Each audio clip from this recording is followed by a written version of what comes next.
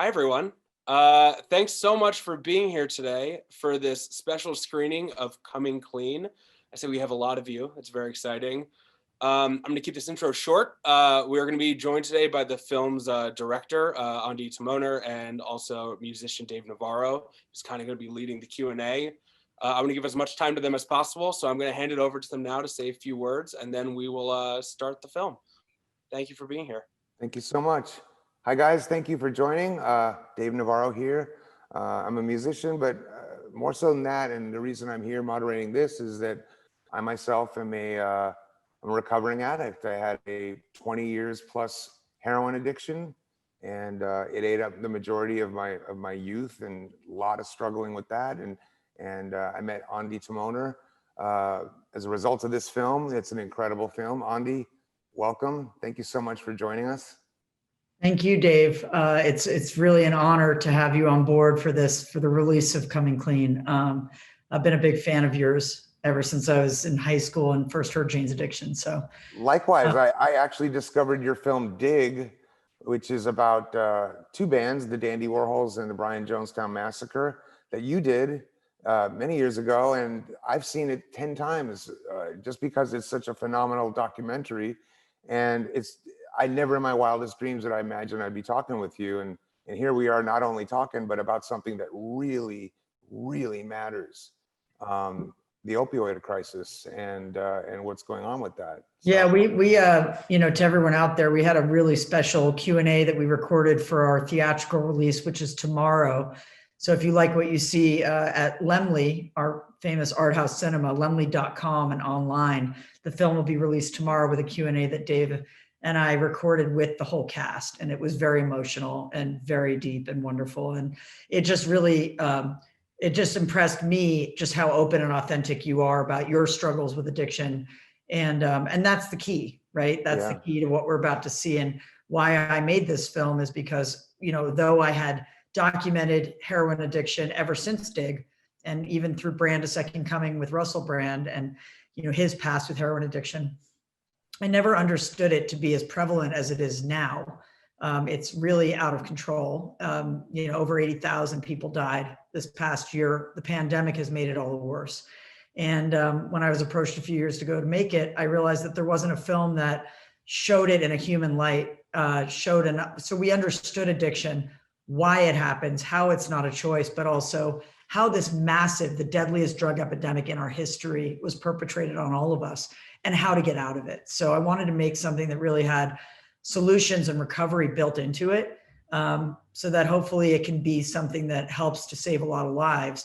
And in order to do that, I had to make it as beautiful as possible. So we used a lot of animation, and I don't want to say more about it, I just am so grateful to everyone who opened their lives to me these last few years, and to the Parker Foundation for, enlisting me in this life-changing project. And I can't wait to talk with you more about it, Dave, afterwards, and then take questions from the audience. So me too. And I will say, you spoke of the cast and how open they are, and you also mentioned how open I am. And I've learned through my recovery that that's the key. In terms from addict to addict, the openness and willingness to share and to let people know that they're not alone, regardless of where they fit in the hierarchies of life, that we're all the same. There is no difference between the doctor and the street junkie. And you really put this thing together in such a beautiful way, and I can't wait for you guys to see it. So we'll get back to the Q&A, because I know that you and I can go for hours on this. Yeah. For now, enjoy the movie, and we really hope to be able to talk with you afterwards, because shedding the stigma is the key, and that starts with radical transparency. So you can ask us anything afterwards. Absolutely. So let's take a look at Coming Clean, and we will be back afterwards. Thanks.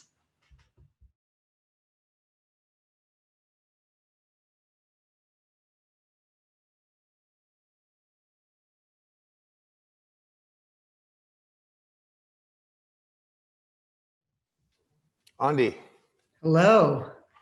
Wow. I sat there and I watched it again, and it just, what an amazing piece of work. Thank you so much. Thanks, Dave. It just, there's so much I want to get into. I want to get into, of course, the subject matter, which is we will. And also on the filmmaking level, just incredible. One of the things that occurred to me while I was watching it back, I know you from making films that generally focus on a particular person or persons and structuring a film around that. But this film looks at an overall crisis, an epidemic, but then you get into the legal ramifications and you follow the congressman and the senator, but you also have very personal stories about individuals. So we're looking at it as a global thing. We're looking at it from an individual viewpoint and different types of individuals.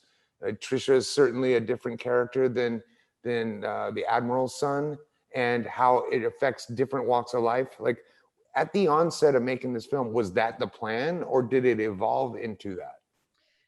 I didn't feel like, even if I had told Prince's story, that would be incredible. But that wouldn't speak to what this is. This is everywhere. This is your doctor, your lawyer, your sister, your brother, your mother. And as Mike says in the film, 80% of opioid addicts are walking around holding down a job and hiding it. And then one day they're just going to die, because they didn't share that they have problems, because there's such a stigma around mental health issues and addiction. And it's not perceived as a disease, it's perceived as a choice. So I didn't feel like I could make this movie about one person or two. And I usually do tell the story of a maverick or an impossible visionary, someone who's taking on the impossible and kind of acts impossibly. My movies, most of my movies are about deeply flawed individuals who can't help but do what they do, so you love them anyway. Oh yeah. And my point with that is to try to get us all to kind of embrace the dark side and the bright side of our humanity, so that we do take on great things and don't think, oh, I have problems, I can't do that thing. So I like to tell those stories. In this case, I got to tell the story about 7 or 8 people like that. They're all visionaries. They're all just fighting an impossible fight, something that just, if you look at the numbers, seems impossible to win. Yeah, I mean, watching that last. Possible. Oh yeah, you've shown that clearly, and watching the cast walk down the stairs at the end of the film, that's when it really hit me. Is like, wow, like the amount of tracking that you had to do as a filmmaker. I just, as a documentary lover, and I made a documentary film too. I got to ask, what was your longest timeline where you were like, I can't lose any of this? Of this movie? Yeah. Okay, so the greatest thing that I bring to my movies is that I cut them myself a lot of the time, or I cut them with another partner, and God help that person, because I'm all over it and I can't imagine mixing it up. Yeah, and then I end up, we end up with they're like, I have to move on with my life, and I'm still sitting there at the Avid. But I really felt like I discovered God in the Avid. I mean, for me, going from a shuttle editing system when I was in college and I just started out, and I opened, public access station open, I was cutting with the dial, and I had to change. If you change one thing, you had to change everything after it. Yeah. So the movie just degraded in value as you went. To go from that to an Avid where I was suddenly I'm just moving stuff around, and it's nonlinear editing, and I can recreate the serendipity of life that I experienced for other people, was magic. But to this day, it is the most addictive aspect of the work that I do. I could sit down and write a screenplay. I can get up, no problem. Happy to take a break. Anything else, shooting, so excited to just take a break, think about what I'm doing. Editing, I will lose 15 pounds. I mean, I just can't stop editing. I'll edit through the night. So with this, I don't remember how long the timeline was, but I would just edit day and night. I don't even get up. And I just kept finding the connections. When you asked about the individual stories and the issues, I knew we needed to understand how this happened in order to understand how we get out of it. And so that investigation had to come organically out of the story. So when Destiny gets prescribed all those pills, then I can cut into IMS and how it was that she got prescribed all those pills, and so it was people like Mike Moore. Wow. Who's a legend, an absolute legend. Who added that, that information, or Admiral Winnefeld, and then following the stories of the addicts was the way, and the relationship between them and the political leaders was the way to kind of work the policy stuff in, that I think is vital also. So you did this musical break within the film. There's a section that's just a musical break. and a montage. And I thought that that was so necessary because as a viewer, you have to allow people to digest and take a break because there's so much information and so much emotion going on. What was the reason that you had? Because in my film, which is about my mom's murder, so I understand working on something that's truly heart-wrenching, I definitely put in moments that were like, we got to give the audience a break for 5 seconds here and let them, you know, kind of reprocess. Was that part of your thinking there, or am I off base on that? No, you're absolutely right. It came after a flood of information. The movie, the biggest challenge, Dave, was not overwhelming people. I mean, it really is kind of a one-stop shopping movie where it's like, here's everything you need to know about addiction and where you need to go with it and how you're going to personally recover. I just wasn't comfortable to release a film that didn't have kind of all that you needed to know in it, because I just felt like there was nothing out there that did that and provided that for people. And so it was shocker block. And I guess that, you know, I'm just a fast paced editor. If you've ever seen me live in public, it's like, you know, and so I had to like start adding space in. And that montage, actually, I shot with 2 projectors. So what I did was I went around in everybody, and I wanted to level the playing field. If it was Mike Moore, who, you know, has taken on big tobacco and won and could be sitting back in his Mississippi mansion, just living his life. But no, he's at the front of the opioid lawsuits now. He was at the head of the BP oil fight. This guy he's the real man. You know, he's the man. He's the inside man, inside man. So anyway, whether it's him sitting there on the bed trying to figure out how he's going to position the case to Walgreens and CVS and get them to come to the table and give more money to solutions, or it's Destiny thinking about her daughter that isn't in touch with her. Each one of these people is thinking day and night about this. And I just wanted to kind of go into a moment of letting you just be inside their psyche. And a friend of mine, Alex Wand, who's just, when I was starting the movie, he was just giving my son like a piano lesson or something. And I said, by the way, I'm starting a movie about opioid addiction. And he said, oh, I had a friend who overdosed and I wrote a song about it. You want to hear it? And that was the song. And I just thought, you know what, I made reels for each one of them of what they might be thinking about. And I projected those on the walls and just asked them to just, you know, I just directed them mildly and what to just sit there and think, you know? I thought it was really important to have space in there. Absolutely. It was really effective. And I think as a viewer, I appreciated that because I really did need to digest. And you offered back some safety to the viewer. And I think that was really effective with the animation. And you know, to go from a real intense emotional moment and have it dissolve into some animation as a segue into the next thing. How did that come about? Because I don't know if I've seen you with animation like that. And the fact that it was kind of, a lot of it was based on that old school Grey's Anatomy looking kind of, you know, figure 2, that kind of thing. It was really just, it was timeless, I guess is the word I'm looking for. Thank you. Thank you. I love animation. I have a secret dream that I'm now going to tell 150 people that I want to make an animated movie, but I started with animation pretty solidly with Brand: A Second Coming, because he had these esoteric, Russell Brand had, as you know, is brilliant. And he had these esoteric concepts that I didn't feel like I could do justice. There's no showing him to, you know, there's no B-roll for Russell Brand. You know what I mean? There's no B-roll. Yeah, there's no cutting to any, right, exactly. Yeah, and I mean, he'll sit down for a main interview, and not to digress, but like, you know, I had to hide the nuts because he would like chew nuts into his lav mic. You know, he just didn't care. Like, yeah.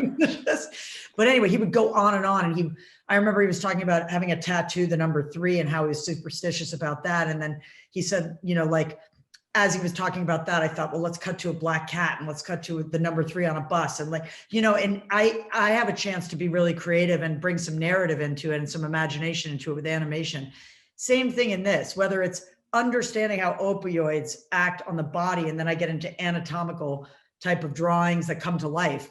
Cullen Parr, I should say, is such a talented animator, and he's been with me since Brand and through my series JUNGLETOWN, where we did extensive animation. So for me, nothing's more thrilling than coming out of an image that is like you and me right now, and then drawing your outline, Not that I can do it, but Cullen can. And then that zips you into some other world. And suddenly you're just free to go. You're not confined by the time and space.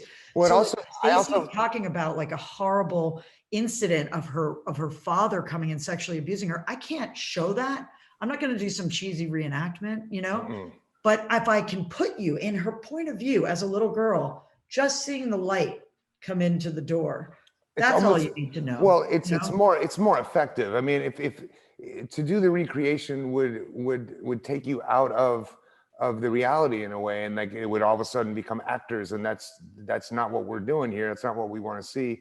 I always think about when Spielberg realized that the shark wasn't working, and so he had to make a decision in the moment, like, well, let's not show the shark for 2/3 of the movie, and it ended up working in his favor because then you had tension. And in your case, to just show an inference of something, much like in Hitchcock, you see the inference, and it's much more, it has much more magnitude than actually seeing the thing. And at the same time, you give your audience a little bit of a palate cleanser going on to the next thought. Well, exactly. And also the thing that it provides, and I'm thinking about based on what you said, is that, even going into the titles of a place, whether it's Bergen County, New Jersey, or it's Salt Lake City, Utah, or it's Los Angeles, California, we are all afflicted by this. And there is no difference. It doesn't matter how big your house is. It's in your family room. It's in your bedroom, it's everywhere, because it is dulling a pain that is deeper, that hasn't been dealt with in the right way. Our society isn't geared from the beginning, from when we go to school. We don't learn. We don't stoke emotional intelligence. We don't stoke transparency among our kids, And I was telling you yesterday, my son is in Zoom class, obviously because of the pandemic, and I'm hearing him in Waldorf school, and they have this council, and they share emotional things with each other, and they affirm each other, and they say, oh yeah, and I feel this way. Oh my gosh, I feel the same way. That's like a treatment center. Yeah. But why does it take having to have an addiction problem to end up in a treatment center? Like, we should all be doing that. If we had that kind of community sharing, we wouldn't have this epidemic, I don't think. I totally agree. And I struggled with heroin addiction and just drug addiction, all addiction for the majority of my adult life, actually, from the time I was a teenager to from the time your mother was killed. Yeah. And I told you that yesterday. So before she died, I would drink, I would smoke weed, whatever I do with my friends, and I could take it or leave it. As soon as I had that trauma and it wasn't safe to talk about it, and I felt like an outsider and I felt different, that's when my using just became full force. And the underlying pain beneath the addiction is really what needs to be treated. And I will go so far as to say that there's nobody that can't identify with loss and grieving. And if we did have that kind of transparency where people just said, it's okay to be human and flawed and hurting and ask for help, and that in fact is a strength rather than a weakness. I mean, I spoke to someone today that I was trying to help get into treatment, and she was like, yeah, but I don't know, I feel like a loser if I go. Like, there's still people really think that. And yeah. I'm like, you have no idea how strong and empowering it is to say what you actually need. Yeah, and there's well over 40% of America suffering from mental health issues, probably way more that aren't reporting it. That's just what's reported. Oh, that's 50%. That's like half of the country. Well, and I'm sure it's more than that. With the ones that we're in all the time, there's so much depression, there's so much anxiety. The ones who don't talk about it are the ones that stuff it inside, and then it manifests in some other form of physical disease. I really do believe that a lot of physical disease is caused by not addressing what's going on with us emotionally. That's theoretical, guys. Oh no, that's true. I believe it. That's proven. I think okay. I just didn't want to, by the way, I want to tell everybody watching, I'm a lifelong Trojans fan. So I'm really happy to be here. If this was at Royce Hall, I wouldn't be here. I was just commenting during the movie on how funny it is, because I always show my movies at USC when they're coming out. It's like one of my favorite things to do. It's the film school. It's the school. Yeah. And I go down there and I usually end up with like 7 interns afterwards. I'm sure. A lot of fun. So feel free to write me after if you're watching. Yeah, really smart kids, and they've become producers of mine, actually. But usually I have to wait and like go get a, a bite to eat across the street or something and come back. And here I am like working in the middle of the movie. You know what I mean? It's so interesting in COVID to be doing this from your house. It's an honor. It's an honor to be doing this with you and in front of this Thank you. audience. One of the things, one of the experiences, I told you this, that when I made my film, I didn't know what I was doing. And I started, one day I was like, let's make a movie. And I grabbed a video camera. And during the process, it took so long to make that the aspect ratios changed. So I started at 4:3. And then by the time I got somewhere, 16:9 was out. We were like, what are we gonna do? So my movie jumps around with all these aspect ratios. And what I loved is your use of different formats, the 16mm, the 8mm, Super 8. What was the thinking behind that? Because I love, it went from something that was a curse, like, oh no, I have different aspect ratios, to now it's a tool to almost show archival things. It works really well for archival. I made a movie, Mapplethorpe, that I wrote and directed before this a couple of years ago, and I shot it all. Nancy Schreiber, who's a wonderful DP, shot the Super 16, and I shot all the Super 8. And I have shot Super 8 my whole career for like 27 years now. Oh, well, then allow me to introduce you to my own personal Bell and Howell directors, the director's series. This is the film that the Zapruder film was shot on. Wow. The camera. So I'm all set for your next project. Perfect. I actually need to borrow it because something's wrong with my Super 8 right now. No problem. And I'm being reminded I need to take it to the shop. But yeah, I love Super 8. I just feel like it's perfectly imperfect. It is. It's amazing. I'm so glad Kodak got behind it. I was honored recently for my use of Super 8 in my series JUNGLETOWN. And they were just doing this whole thrust of bringing back Super 8 with sync sound. I don't know if you saw that. And they're printing a lot. Yeah, they're making Super 8, but Super 8 was about to be obsolete when I started. It was just like me and Neil Young shooting Super 8 for Dig. When I would do Dig, it was just me or Neil Young booking the time at the place in Burbank, Pro 8mm.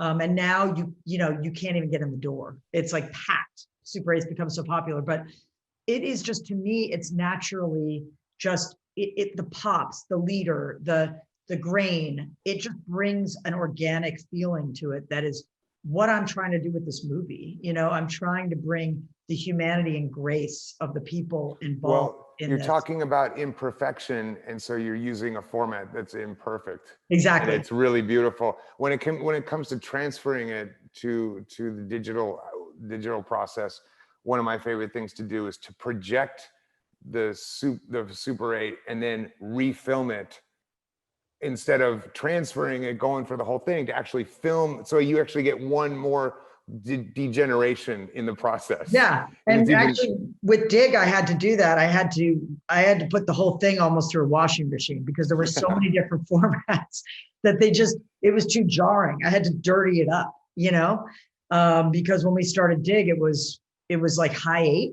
It was 8mm, high 8mm. Then those little tapes. Yeah, oh yeah, I remember those. Couldn't read them. So then we had to transfer it all to beta. So we had that series. And so by, transferring it, degraded it.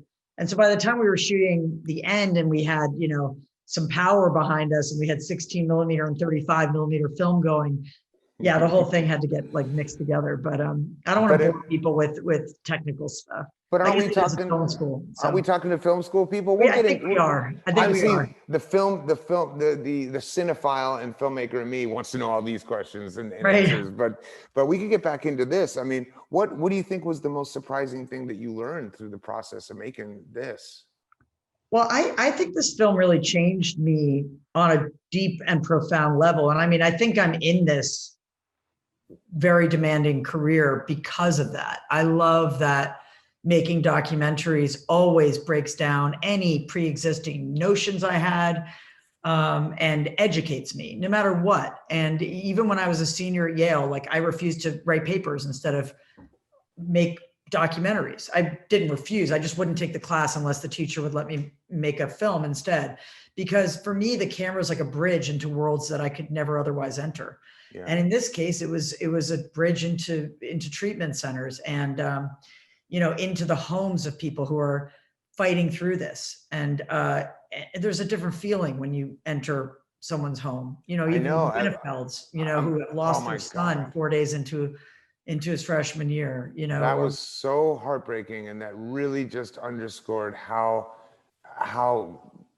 dangerous and deadly this all is. A kid that looked like he had it together and was assuring his parents that he was going to be fine and he was going to stay close to his recovery. And, you know, it's that close. I mean, that to me is the reason we need films like this, especially now, because as we talked about, there's a batch of fentanyl that has recently entered the country that's deadlier and stronger than we've ever seen before. And I told you, since 2021 happened, I've lost 4 people to fentanyl overdoses, and they were not suicidal, they were casual users. And so to bring this out now is just so amazingly timed, and I'm so proud of the whole thing that you've done here for you. Thank you. I hope that it will reach everyone. I think that, you know, the Parker Foundation, who first approached me to tell the story of the opioid epidemic, they wanted to crack this case, and they wanted to do it through art. And I know that they just want everyone in the world to see it. They just they want everyone to see it, and hopefully for it to save lives and for it to bring people together, because that's really what it's about. You know, we all know people who are suffering, and we can often feel like, well, I don't want to crack that open. I don't want to open that door because it's going to lead to who knows what. Right. Or I don't want to hire that person because I know they have a spotty past. It's really important. Look at what happened with Ben and Destiny, you know, and him as the mayor saying, I'm gonna hire the first graduate out of this drug program. Right. And then she impacted his life. I mean, their friendship is so real. I was over there for a barbecue at the congressman's house with Destiny and her whole family. He ended up officiating her son Isaiah's wedding during the pandemic. She must have been just pinching herself going, I used to be doing drugs on a daily basis, a live to die junkie on the street, to working with the congressman in an official capacity. I mean, I can't tell you how many times personally, knowing the full well where I came from, and then finding myself in situations like this.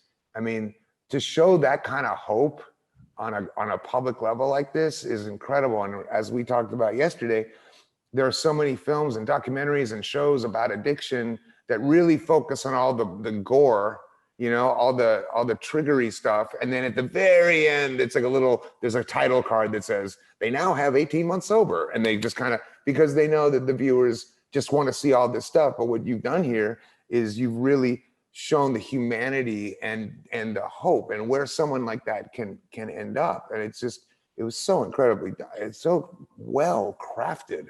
I mean, Thank you. I felt like Brittany's story with Stacy was really important too. I mean, to see a woman who is since a child growing up lonely because her mother's a drug addict, because she hurt her back on a skateboard, but had been abused as a child and that was never dealt with. So of course the opioids that she was given for her back are making her feel better across the board. She couldn't put them away, couldn't quite quit them. And for 20 overdoses, and it's the 20th overdose happens as Brittany's running this opioid subcommittee without really ever saying her mother was an addict. She even ran and won as a state representative, not even using that, not even playing that card. In fact, probably feeling like that might work against her. I was going to say, because as I talked to you yesterday, I grew up, I was born and raised in Los Angeles, California.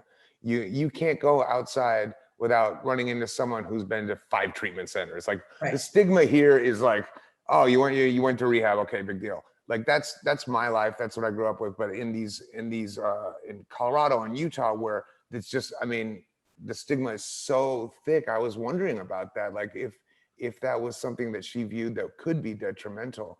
But I think so. And she has just come out swinging now, you know, like what happened was with that 20th overdose, when her mom finally said, okay, I'm ready to get treatment. She was offered 3 days of treatment. And that is really what threw Brittany over to like, you know what, this is going to be, I'm going to spend my life fixing this now. Did you say 3 days? 3 days. And she got better after 3 days? She Yeah, didn't. of course not. No. That's an inhumane amount of time. And I No, can tell Brittany you had to pull strings, and Yeah. that's and not everyone is a state representative, you know, Right. and she just realized that the system was failing us and that we're failing ourselves and each other with this by not providing treatment that is lengthy. Probably 2 months is what's needed, you know, at the very more, at least. the I mean, minimum. because if you think about a treatment facility, certainly with the opioids, and I can tell you from experience, it takes a good couple of weeks just to get the physical symptoms out of your system. And then the feelings are underneath all that. And usually in these facilities that are 21, 28 days, like those feelings are starting to emerge as you're graduating. So they kick the people out back into society, and then they're out there dealing with something, the initial cause or what's going on, without ever having addressed that, or at least addressing it under care, where they're medicated, where they're detoxing, where they're physically withdrawing, and to get into the emotional, the emotional side of your personality.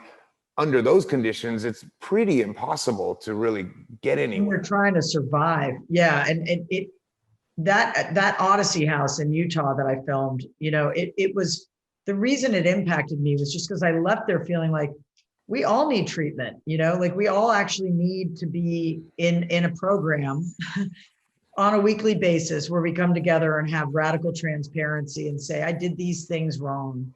And I'm 100%. and then someone else says, so did I, or I totally feel you. It's okay.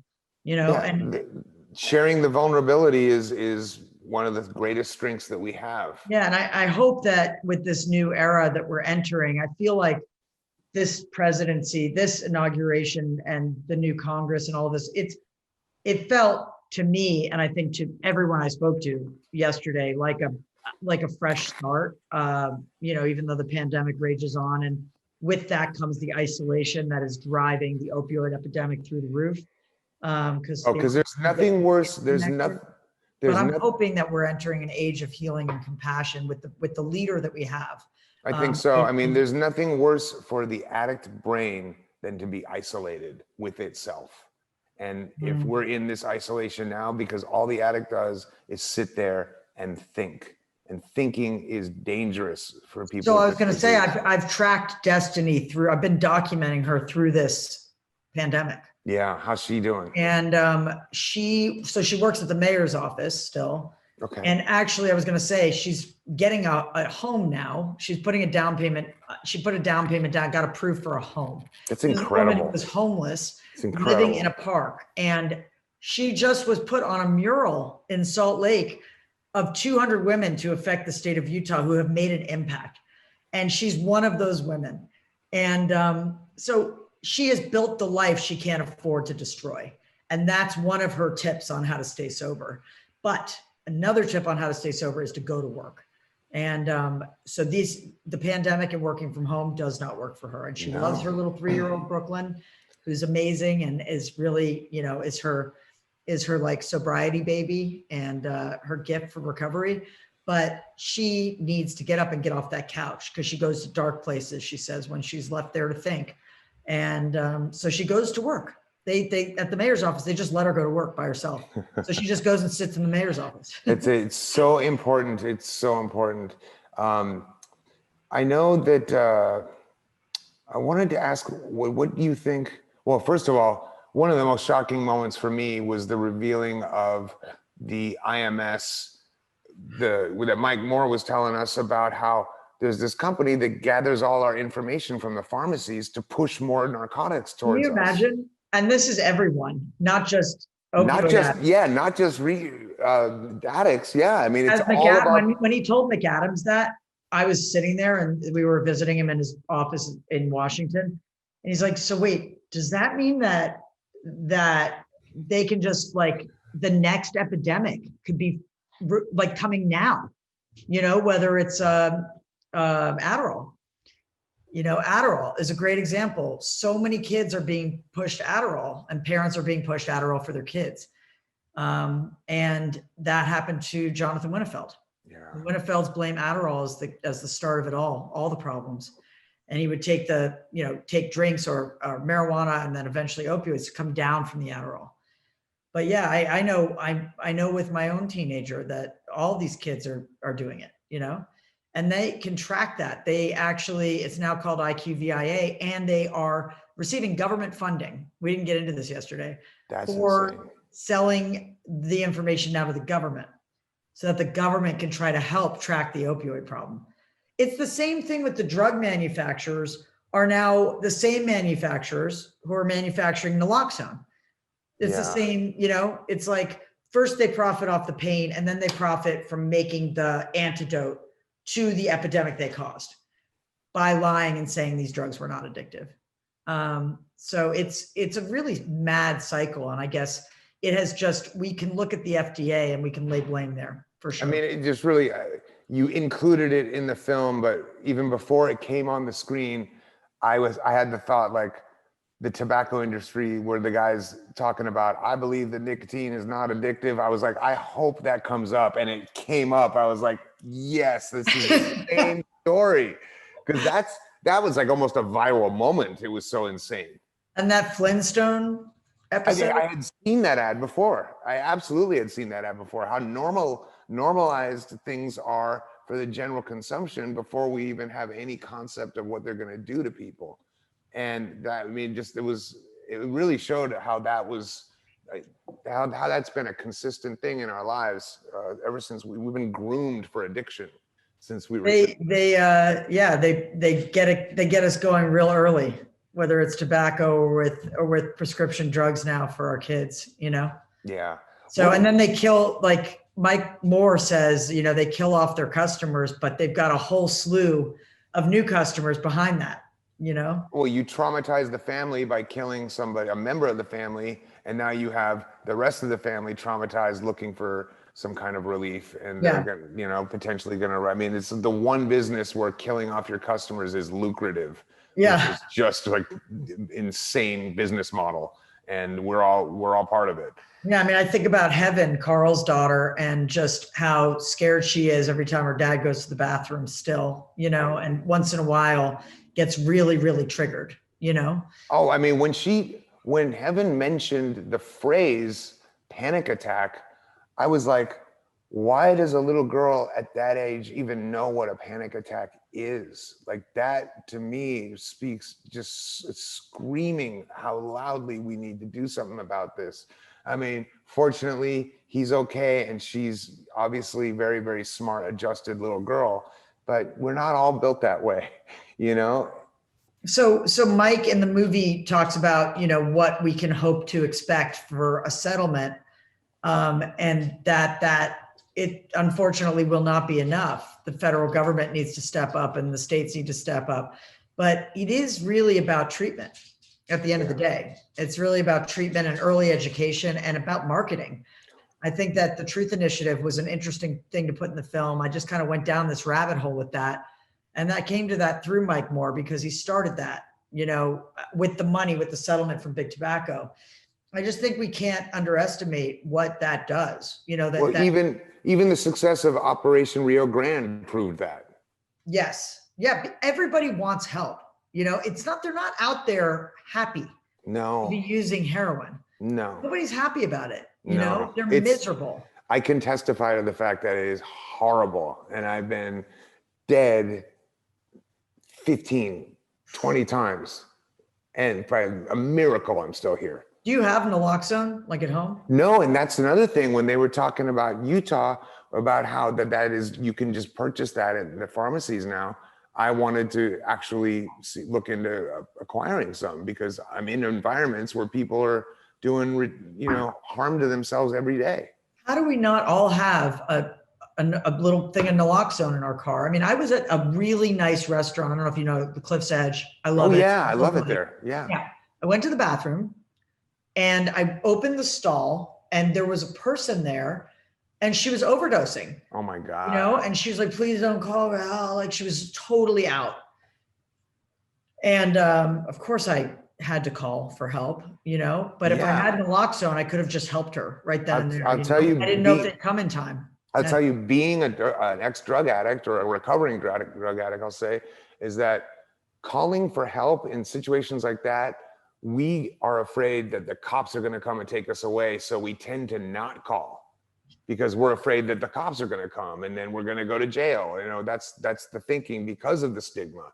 I mean, that has to be, what can we do to change this? What laws need to be changed that you learned about through this? Well, there was, I really loved the example of Switzerland. I know we're not there yet. I love it too. I thought about going out there myself. I was like, really? Yeah. I mean, that I would love, I mean, what Canada is doing that. Yeah, my colleague, my friend Sean Baker is a great filmmaker, is doing something in Vancouver around that. So that's going to be good.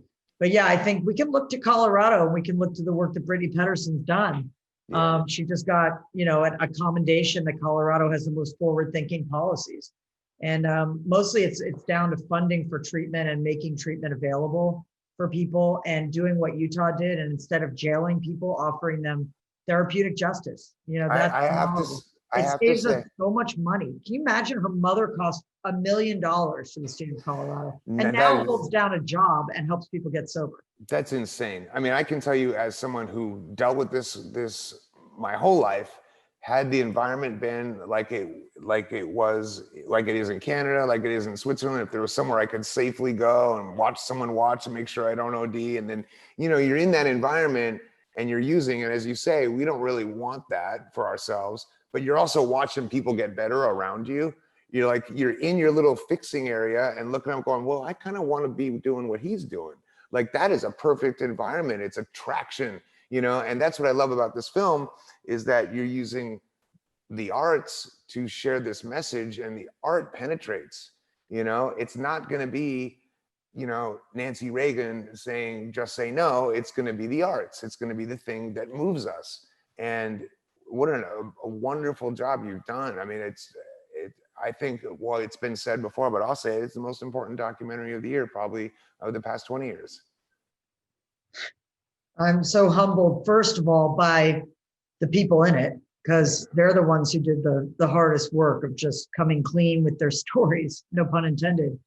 But my team also, and you, Dave, for jumping on this like this. It's an honor. You know, I really, yeah, I hope to never have that. I thought early on, I'm somebody who loves to experience all kinds of things, obviously, and I'm a big adventurer in my life, but I thought early on, like when I saw the 27 Club and I saw Janice and Jimmy and everybody dying from heroin, I thought, you know, that might be a drug I'll wait on till I have like a terminal diagnosis or something. That seems to kill everybody. And that was like my thinking back when I was 16, and thank God, you know, thank God, because it's just, it's just there, but for the grace of God go I, you know, it's not, yeah, I really hope we can get past it. The thing is, I've never had such love for my subjects or such love from my subjects. There's just such a feeling of family around this film. You know, we're all, you hung out with us yesterday. I was just going to add that on. Going to be part of the theatrical tomorrow. That's Anybody can see it tomorrow. When I spoke to the cast yesterday and then watched the film again, my experience with it was totally brand new and different now that I know these people face to face and they know. Well, that's the point though, right? Of telling the story of addicts and leaders meeting, because they're not just numbers to those people anymore. To right now, if you're watching this Q&A, you might be thinking like, well, I don't know anybody who's an opioid. I see 80,000. What does that mean? Okay, yeah, it's an amphitheater. It's a stadium's worth. Well, it's 1/4 of how many people have died of COVID so far. You know, this is happening every year. And these people are wonderful people. I've hung out with them. I didn't get a chance to show this one treatment center that I went to in Austin, Texas, that I loved, called Recovery Unplugged. Mm-hmm. And they have a few of them. If you're interested in like my favorite treatment centers, one of them is this. You play music and they perform every week, and they share poetry and they engage in art, exactly, to heal and to share. And they form bands together. And they have a really good success rate there. You know, there's so many cool people I met through making this film, because everyone's so real. It's so crazy. And we gotta stop faking it, everybody. We just gotta stop pretending we're happy all the time, or that we don't have problems. We gotta ask people how they are and actually care about the answer. I mean, it's simple stuff like that. And it might sound hippy dippy, but that's what we're missing, you know. And music, by the way, Dave, your music is so important, and music overall is so important to filmmaking that, to me, it's the most important art form in so many ways, because it's subliminal and it flies through the air. And I just think, you know, short of this movie Gunda, which if you have a chance to see it, is incredible, about this pig. It's actually literally about a pig, and there's no soundtrack. It's just like farm animals. It's a documentary. That's fantastic, I though. actually I love moderated a Q&A for it the other day. Well, sometimes the lack of music is just as impactful as putting So in. important. You have to know your moments. Yeah, that's amazing. Exactly. But for a movie like this, that's really a dark subject matter and a hard movie. Like, I commend everyone who came to this movie tonight, because it's like, oh, wow, do I really want to see a bunch of people suffering when I'm suffering and everyone else is suffering? We're in a pandemic. But there is something to just coming and seeing this and listening to the music and seeing the animation and letting it wash over you. That actually is a beautiful experience, you know? Well, I also believe that one of the ways out of suffering is to do something to help someone else. That's like the number one. What isn't that like one of the top ways to stay sober, is to actually feel like your life matters. Absolutely. You matter. You know, we all matter. And it's like, you know, you learn this through meditation and through Buddhist practice, but it's like what you bring from inside you every day to anyone you see, that energetically raises the energy of the planet, you know, and we need much more positive energy. I couldn't agree with you more, and you're putting it out there on a massive scale. I know that we have a lot of people here, and maybe want to turn it over. Questions. Yeah, if anybody wants to ask something, please feel free. Do you want to open your chat? Do you see the Q&A thing there, Dave? Let me take a look here. Like Shura Weiss. Yeah. I don't have a chance to write these people back, I don't think, but I'll chime in real quick. So we can, you said you want to start with Shura Weiss was your first audition? Well, she said, not a question, great movie. I hope a lot of people and politicians see it. Thank you. Thank you, Shura. So what I want to invite everyone to do is type your questions into the box. I was going to actually bring up Deborah Myers first, which was just the first question I saw. We're going to invite you onto the panel to say whatever you want to say. You can also specify if you don't want to be brought up.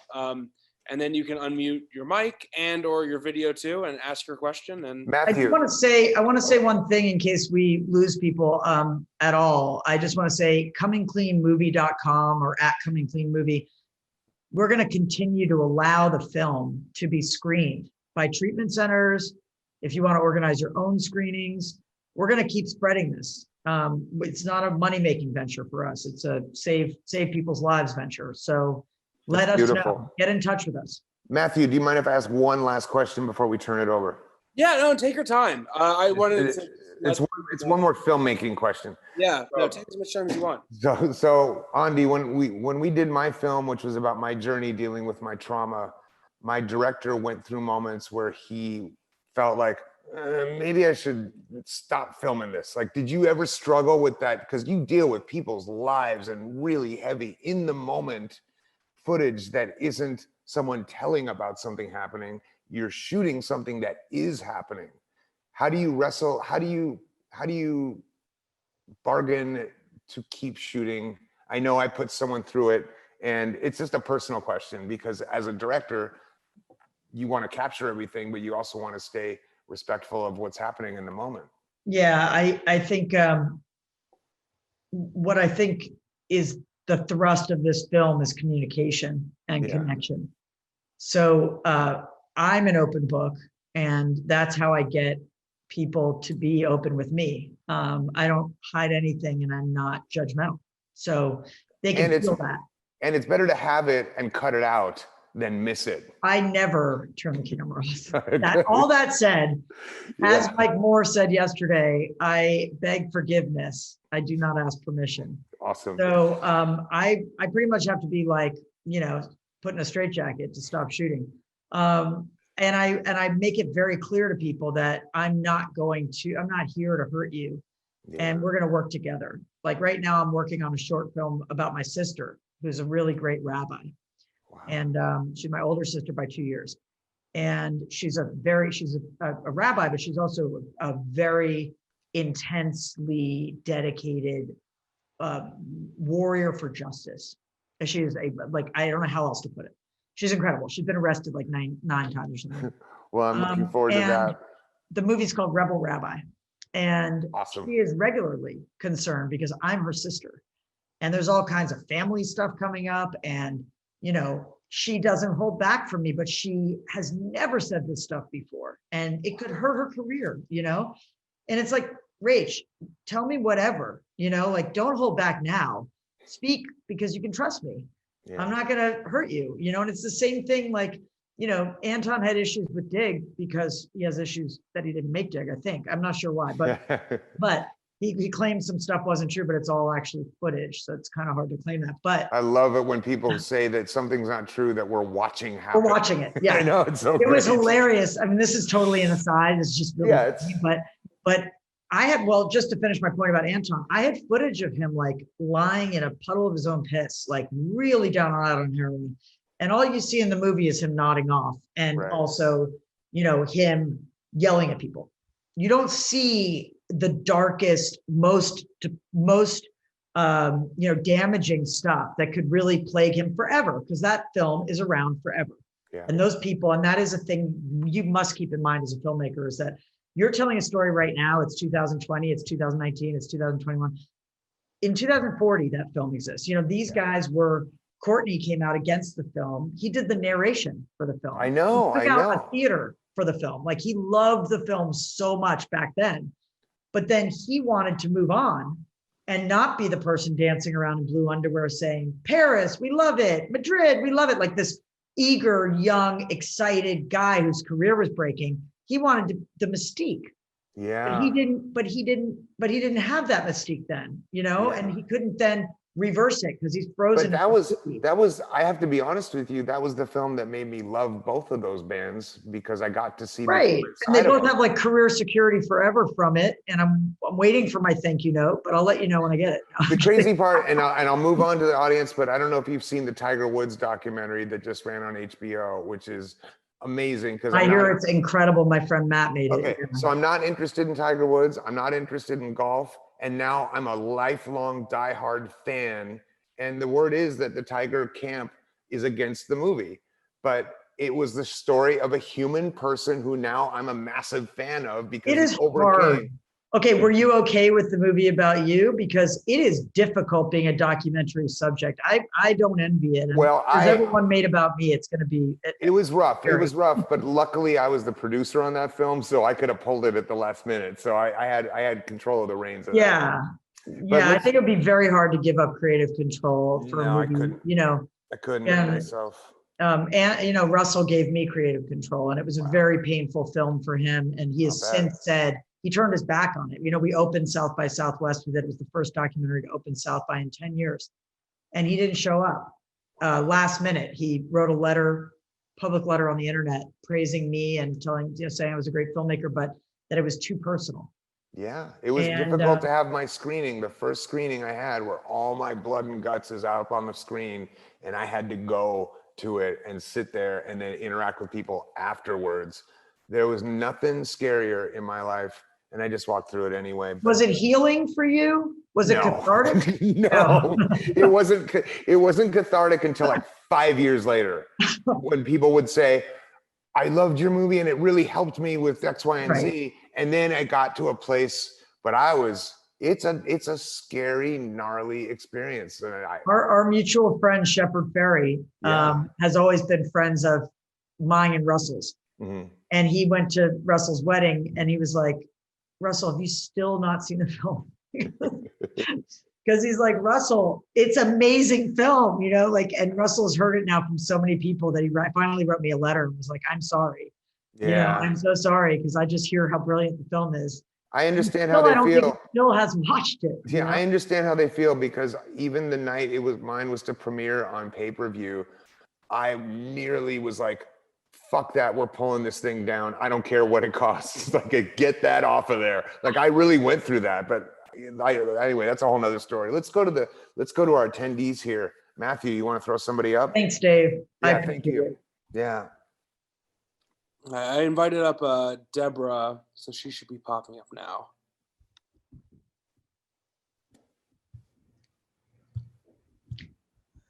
Hello. Hi, Deborah. Miss Timoner, I give you the highest accolades for Oh, this fantastic film. thank you. I'm Where a, are you that it's light outside? oh, this is Zoom World. Oh, cool. Oh, yeah, I see that. Okay, now I see that with the back of your chair. Awesome. Zoom world. I'm a physician psychoanalyst, and I'm usually concerned most with an individual one-on-one, but I'm also greatly concerned about our communities. And I see a glaring difference in the way you portrayed Sweden. And my question is, what allowed them to change their approach to one of legalization and treatment model?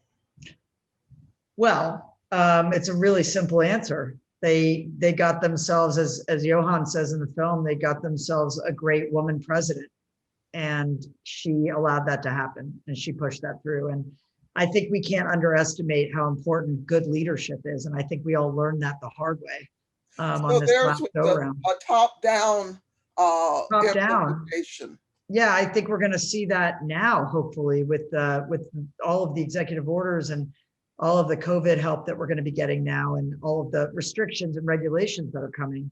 You know, we didn't have that. We didn't have any steady hand guiding us through this pandemic. And look, we're losing 500,000 people at We had minimum by the totally end of no this. plan for vaccination. Right, exactly. I mean, I finally got my 82-year-old mother signed up for a vaccination during this screening Good for you. at Dodger Stadium. I have no idea what kind of chaos we're walking into, but we'll see what happens. You know, it'll So be how such a can we relief. get our leadership to see this film? Well, we have some leaders in the film that are showing it, and Mike Moore, you know, thinks it's the greatest film he's ever seen about anything health related. So he's sharing it with some really important people. But there are groups of governors. There's like a governor committee that needs to see it. Maybe everyone should write their representatives and Good say, you need to idea. see this film. Great You know? idea. I think that's a really good idea and a great question, Deborah. Thank you. Thank you. And also, it's Coming Clean movie. So if you want to show it to, you know, fellow psychologists or organize your own screening, we're going to be facilitating that. Thank you so much. Thank you. I appreciate it. I've already sent it off to 2 different recovery centers. Perfect. Yeah, I mean, I couldn't help it. I hope you don't mind. She gave me the. No, I don't she mind. gave- I think what we should do is create some, maybe it'll be the Q&A that we did yesterday, but something that goes along with it. Sure. So that they have, you know, a set of, I don't know, I almost want to make a book that goes with it, or something that they can kind of look at afterwards, you know, or, you know, that summarizes what we just hit them with so much stuff, you know, it can be really overwhelming, I I think. laugh because, you know, I got my preview Vimeo link from you, like on the email, and I'm like, and then I'm secretly sending it out to people in recovery going, keep this on the DL because I'm not supposed to be sharing this, you know, but I'm so glad that you said that because now I can come clean myself. I just think the Parkers are awesome. I mean, I just think the Parkers are awesome. You know, we had a talk and they said, look, we just want this to reach people, you know, and they are ready to just, as soon as we get a streaming partner, just get an influencer campaign going. We'll be hitting you back up, Dave, and getting the word out to everybody, you know. I'm on board. Whether you're Matthew. addicted or not, it's really important to see this because you know people that are. Yes. And if you're a parent, you need to see this, you know. Matthew, we got All anybody else? all our kids are at risk. I'm bringing up Arnav Rashid right now, who is next in line. Hi. Hi. Thank you so much for the film. I'm Arnav and I'm a student minoring in cinema TV for the health professions. And I wanted to ask, what tips do you have for students who want to get involved in sharing these real life stories on film in the hopes of making an impact on policy? What stories do I have? What tips would you have for students who want to like get involved in this process of sharing these stories? I think that you need to realize that if you have a smartphone, you are almost there. You just need to get a microphone. Get some good sound. Sound is the most important thing because you can always throw images over sound. And then you need to get shooting. And if you don't have a release form, you should ask right off the bat if it's okay to film and what's your full name and what's your email, and then start recording stories. You could just get like a little recording device. There's like little special microphone that you can plug into your iPhone even. But yeah, there's, like I mentioned, my friend Sean Baker, he shot the Florida Project, all on an iPhone. He shot a lot of his movies on an iPhone. Tangerine, he shot all on an iPhone. So there's some great cinema being shot just entirely on an iPhone.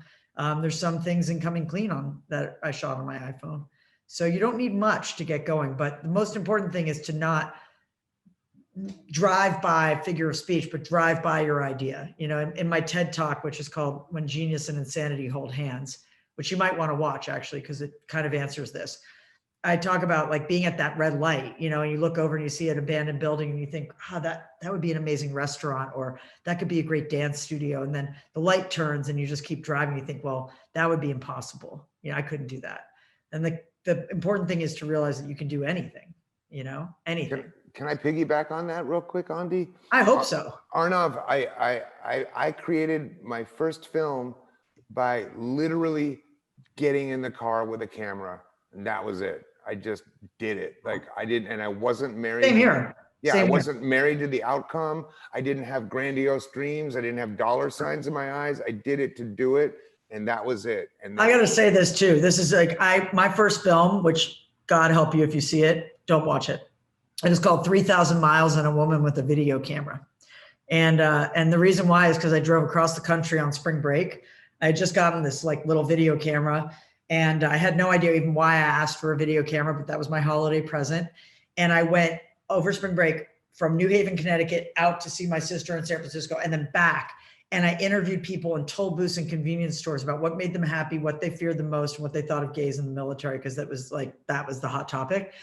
And I asked this trucker, so what do you fear the most? And he's like, women with video cameras. And so that was how I got the title.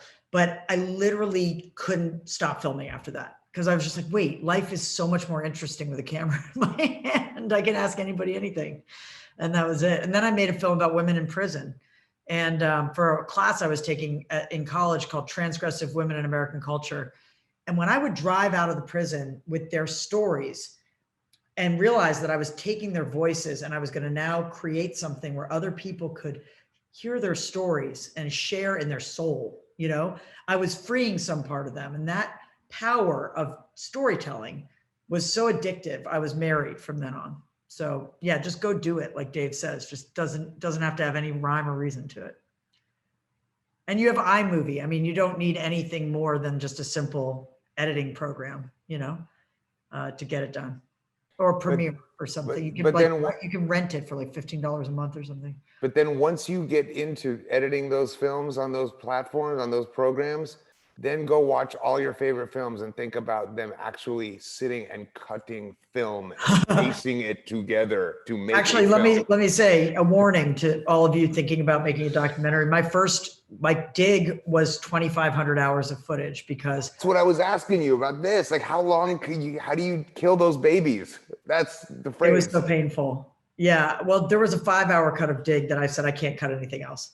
And then We Live in Public, my film We Live in Public, which you can find online, was 5,000 hours of footage shot over a decade. And because I find time provides the greatest narrative. So also that's another thing, follow something over time, because we don't know what's going to happen to us. We think we do, but we don't. And we don't often know why it's happening to us. But later, way later, we see why it happened to us. And then we can make sense of it. And if you film all that, you can connect the dots and create the most satisfying narrative out of real life, something greater than you could ever write, but you have to be there to film it.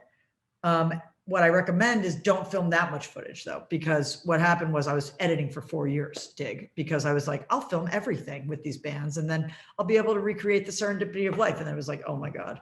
Then you Live in Public, I had 5,000 hours because there were machines also shooting. We had 110 surveillance cameras. Wow. So I had a team actually looking through the surveillance cameras, and I counted on them. There was no way I could watch 5,000 hours.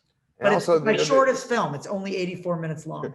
the other crazy thing is that you'll be filming somebody and they'll say something that's thought-provoking. You'll be like, oh man, now I got to chase all this other stuff and like find footage to go with what they said because they just generated a new idea that I wasn't even thinking about, and now it changes the scope of the film. That's such a great point. That's so crazy. Everything leads to 5 more. You know, like it's like this thing where it's just I go into a treatment center, there'd be 10 people sitting there. I would meet with each one afterwards, and then that would lead to 5 other, and then they have a family, and then there's Mayor McAdams, and then Mayor McAdams is running for office, and then he goes off to Washington. Now he's meeting with, it's like, that's how it goes. So you got to have some tenacity. It's a double-edged sword though, tenacity, I've come to find. It's very tiring, but inspiring, that's for sure. So good luck, Arnav. Thanks, buddy. And you can reach out if you need guidance. Thank you so much. I'm just my name on the internet. Oh, just search your name on. Ondi Timoner, yeah. Okay, awesome. Okay. Thank you so much. Take care. What's next? Do you want me to read one out loud? Should I just read one? There's so many. You touched on this briefly. Oh, Matthew, I don't know where Matthew is. I don't know if he's got somebody lined up. Yeah, I'm here. I just invited Zabdi to join, but I don't know if she's with us. Oh. Oh, yeah. There she is. Hi. Excellent, amazing film. Thank you. I cried, and I don't usually cry, but this was very emotional and hit some points, hit some personal notes. But also, sorry, I'm kind of blanking out. I'm a bit nervous. No worries. Oh, I just wanted to mention I recently, for my last semester, did a portrait of my stepdad that got his residency permanent card after like many years of struggling. And so your film was like, your career is very inspiring. And I wanted to ask some advice for someone, not only in film, but like as an academic like career, like what are some advice that you can give to young aspiring student? Advice. Well, when you take on a subject, make sure that you're going to be interested in it for at least a couple of years. So there should be a central question that you want to answer. Something that you feel like you really want to dig into, because it's going to take you a while to make that film. And then once you get all the information, to make it understandable to other people and to really hone the story, it really comes together in the editing room. And then make sure it's something that you feel like is relevant and will be relevant to lots of people.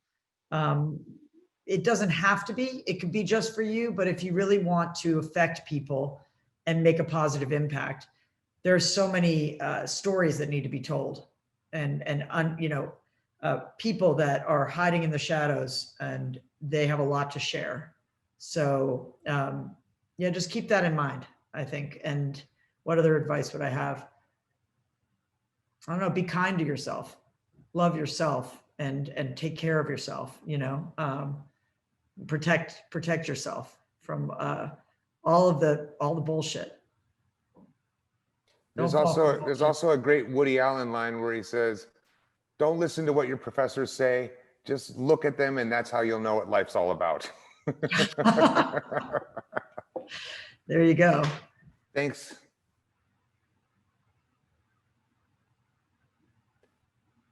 Matthew, do we have time for another one? There's one that's like, can you keep me anonymous? I think I should just read it out loud. Yeah, do that one. Curious for both Dave as an artist celebrity and for Ondi as a director, can you describe the delicate balance of directing celebrities who may be sensitive about their public image, and or in case of private people like in this film? Well, one thing I know is that with celebrities, they're often anytime I've filmed them, and I've filmed quite a range of people who have been in the spotlight, from Barbra Streisand to Steven Spielberg to President Clinton to Russell Brand. And Russell, I spent the most time with. I'll start with him. So one thing I had to do was prove that I understood him and that I had his back. And that is something that, in his case, it was proving my intelligence. I had to go toe to toe with him. He was kind of jaded, and they can often be jaded, and they can feel like, what are you bringing that's interesting or what's new? You know, what are you going to ask me that the paparazzi haven't asked me 500,000 times before?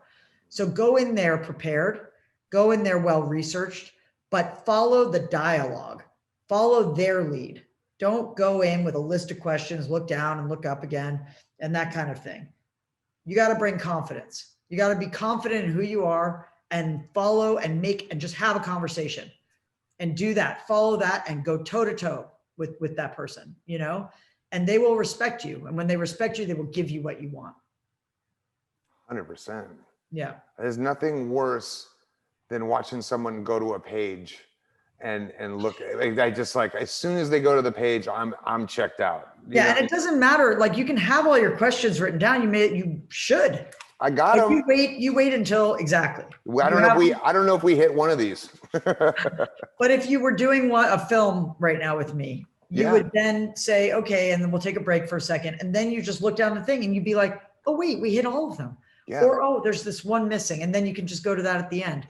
But just let it be a conversation. That's definitely the best advice I can give with that. And on my side of things, it's really about willingness. I mean, I you know, when I'm at an age right now and I've lived life long enough where I really just don't care. Like, you know, but if you asked me 20 years ago, I would have had all kinds of parameters and fears about, you know, being intruded and invaded upon. And, you know, at this point, like I just speak the truth, and I'm willing to live with that because I already do. So I would imagine that it has a lot to do with the filmmaker, and it has a lot to do with where the individual is in their own lives. And it sounds like Russell was there. It was always a challenge, and I like a challenge. They also need to feel like you're having fun, you know? Yeah. Oh God, I gotta go put a documentary tonight. Oh God, like you don't want your subject doing that. You know, if he's doing that, you're not doing it right. Exactly. That's true. You got to keep it interesting and fun. Okay, next question. So I have Darcy lined up here, so I was going to let him go ahead and ask. And then hello, Darcy. Hi. Hi. Hi guys. My name is Pedro. Darcy's actually my girlfriend. I'm jacking her feed here. So I have a question about, because historically documentaries aren't very money-making films. So my question is, as an independent documentarian, how do you stay like financially stable enough to be able to do like long-term projects where, you know, you have to travel, you have to pay crew, even if just a sound guy and some crafty, and then like you said, 5,000 hours, like that's a lot of hard drives. So I've just been very lucky, I think, to have the opportunities that I've had and to make the films that I've made and that they've broken through. I don't know, you know, like I believed in Dig. I believed in that film. My brother and I, you know, when we would go get tapes, the people at the tape store, because we used to shoot on tape back then, Pedro. But the people at the tape store would be worried because we were so skinny. They were like, why are you here? Like, you need to go spend that across the street at Ralph's. Like, you need to go get food. You know, it was not always comfortable. And I never know what's going to happen. You know, my brother and sister are both in they have salaries, you know, and I've never really had that for many, many years. But somehow I always make it happen, or it happens for me. And sometimes it's like when it feels like the lights are going to go out.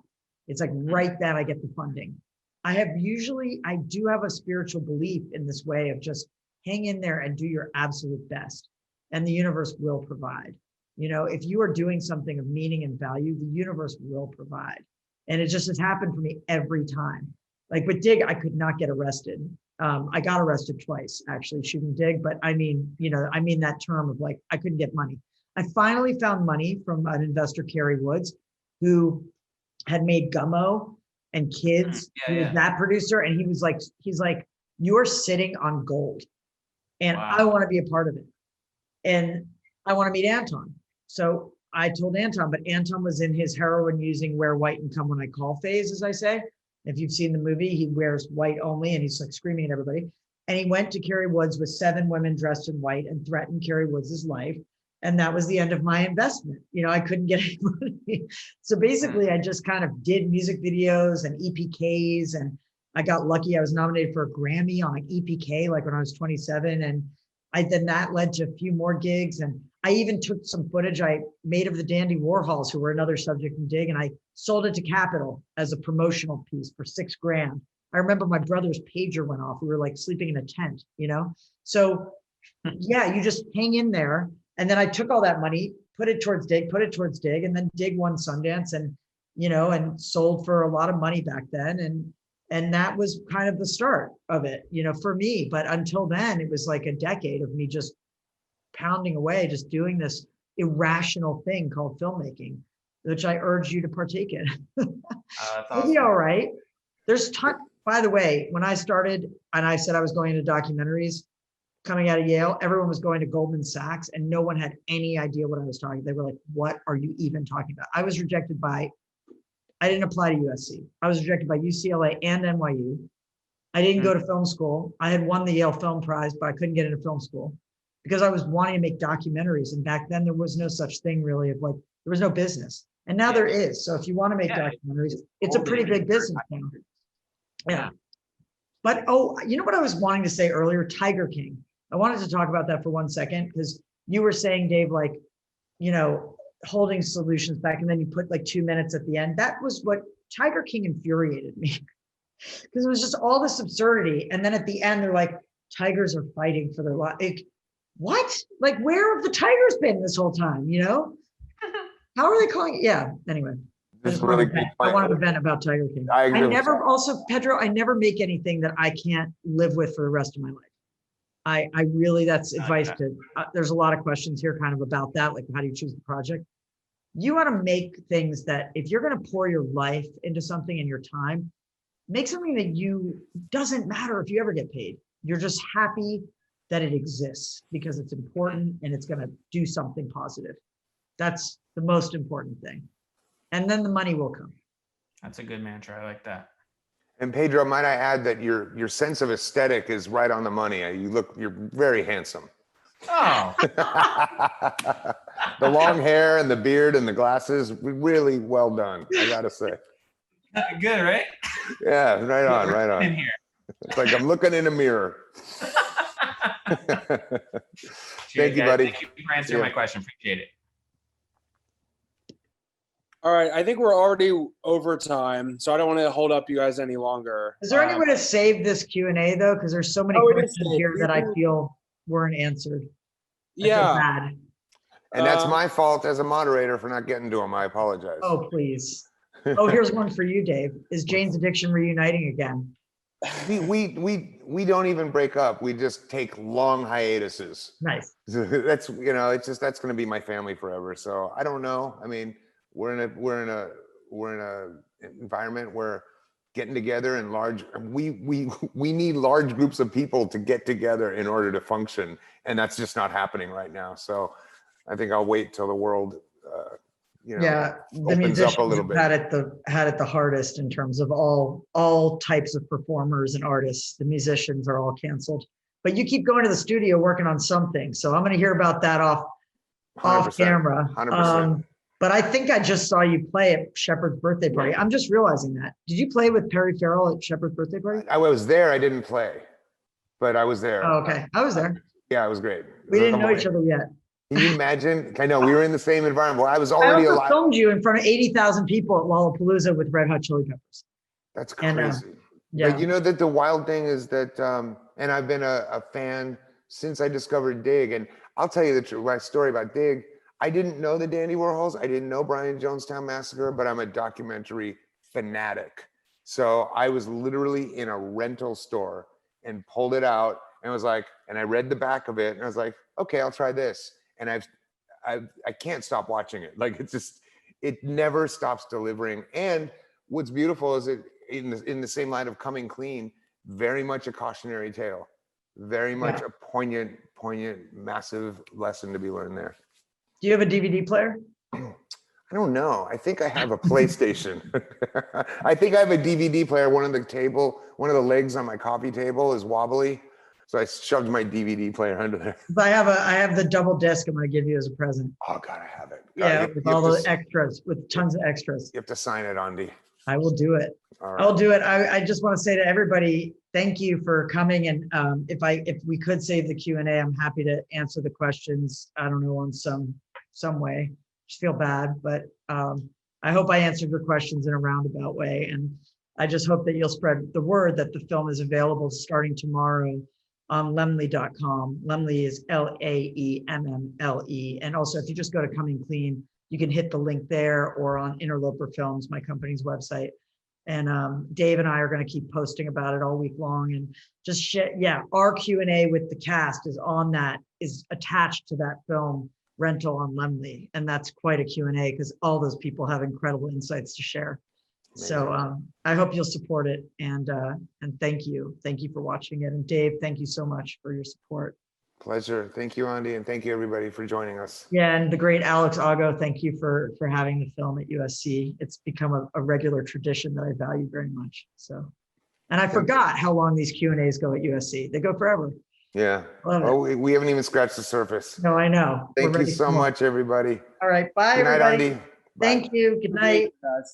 Good night.